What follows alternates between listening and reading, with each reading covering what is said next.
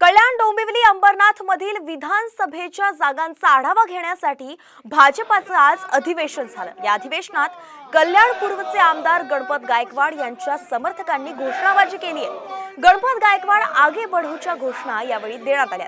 गणपत गायकवाड हे सध्या गोळीबार प्रकरणात तुरुंगात आहेत, त्यामुळे कल्याण पूर्व मधून कुणाला तिकीट मिळणार याकडे सगळ्यांचं लक्ष लागलंय।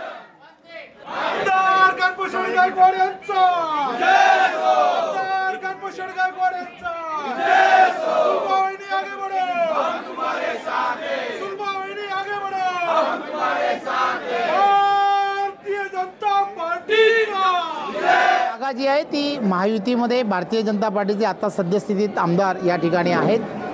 संघटनात्मक ताकदही या भागांमध्ये भारतीय जनता पार्टीची अतिशय चांगली आहे, त्यामुळे कार्यकर्त्यांमध्ये उत्साह असणं गरजेचं आहे। त्यांनी विचारलं की जागा कोण लढेल, त्यामुळे आता तर आमदार भारतीय जनता पार्टीचे असल्यामुळे भारतीय जनता पार्टी हा प्रथम दावा हा या सीटवरती आहेच।